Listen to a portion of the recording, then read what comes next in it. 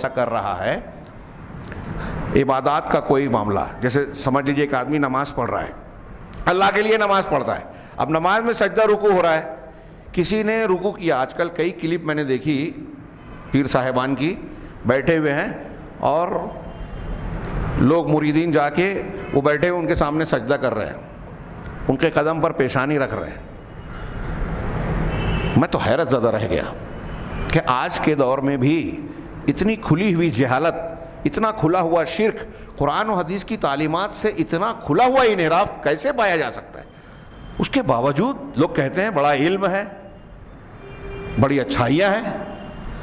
کس دلیل کی بنیاد پہ یہ کہتے کہ یہ کام کیا جاتا ہے؟ کتنی سنگین وعید ہے اس شخص کے لیے جو اپنے آپ کے لیے سجدہ کروائے، اور جو کر رہا ہے وہ تو شرک اکبر کا مرتکب ہو رہا ہے۔ کتنی صاف صاف ممانعت ہے قرآن و حدیث میں ان چیزوں کی،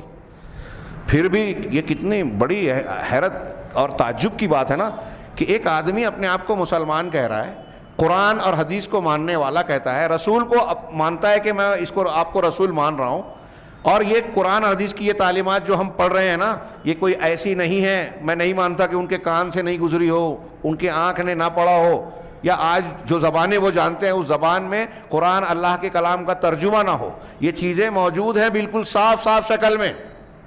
اور اتنا ہی نہیں، علماء کرام کے خطابات، بیانات، مواعظ اور خطبات یہ بھی ردود کے موجود ہیں،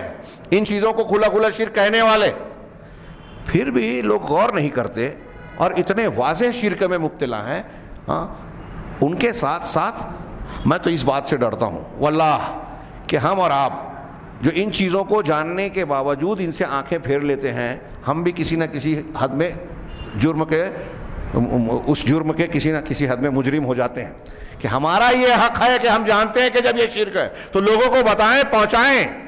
کہ تم سب سے بڑی گمراہی میں مبتلا ہو۔ اپنے بزرگوں کو سجدہ کر لیا، تم نے ایک سجدہ کیا، توبہ کیے بغیر مر گیا اور زندگی بھر اللہ کے لیے نماز پڑھتے رہے، کبھی جنت میں نہیں جائے گا، کبھی جہنم سے نہیں نکلے گا۔ اللہ کے گھر میں پوری دیانتداری، ایمانداری اور ذمہ داری کے ساتھ یہ بات عرض کر رہا ہوں۔ قرآن کہتا ہے، حدیثیں کہتی ہیں، قرآن و حدیث اور تمام پیغمبروں کی تعلیمات کا بالکل مقتضا اور خلاصہ، نچوڑ اور واضح پیغام ہے کہ کچھ بھی شرک اکبر اگر آپ نے کیا، شرک اکبر تھوڑا سا بھی،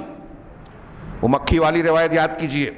اس پہ کچھ کلام کرتے ہیں امام احمد نے اپنی کتاب الزہد میں نقل کیا ہے غالباً، کہ ایک مکھی کی وجہ سے ایک آدمی جہنم میں چلا گیا۔ اہل علم نے استنباط کیا، واقعہ آپ جانتے ہیں کہ کچھ لوگ، ایک قوم تھی مشرکین کی، وہاں سے کوئی بھی گزرتا تو کہتے تھے کہ ہمارے بت کو چڑھاوا چڑھاؤ۔ ایک شخص گیا گزرا،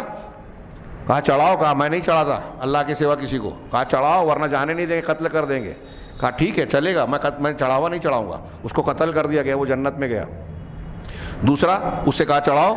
کہا کچھ نہیں ہے، کہا چڑھاؤ، قریب ولو کانا ذبابن، چاہے ایک مکھی ہی کیوں نہ ہو، اس نے مکھی چڑھا دی، کہا اس کی وجہ سے جہنم میں چلا گیا۔ کتاب التوحید میں شیخ محمد بن عبدالوہاب اس حدیث کی روشنی میں کہتے ہیں کہ حدیث کے سیاق سے یہ پتہ چلتا ہے کہ وہ شخص مکھی چڑھانے سے پہلے مسلمان تھا۔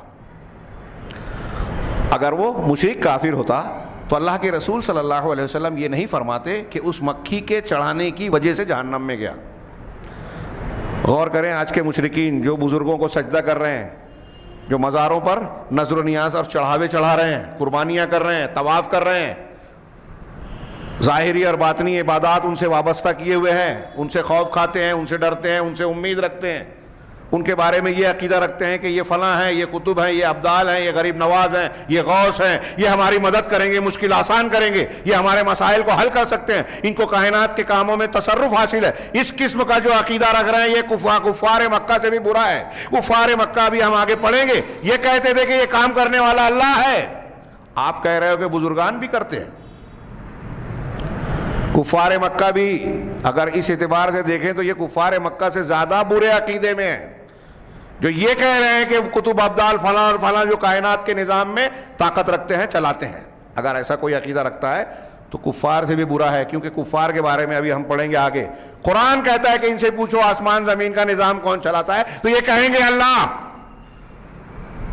اور ہمارا مسلمان ہونے کا دعویٰ کرنے والا قبر پرست کہتا ہے کہ کتب ابدال اور فلاں بھی چلاتے ہیں، تو یہ زیادہ برے ہوئے کہ مشرکین مکہ. کتنا بڑا شبہ ہے جس میں یہ قرآن حدیث کو ماننے والے مبتلا ہیں. شیخ محمد بن عبد الوہاب رحمہ اللہ اور اللہ رحم فرمائیں، بہت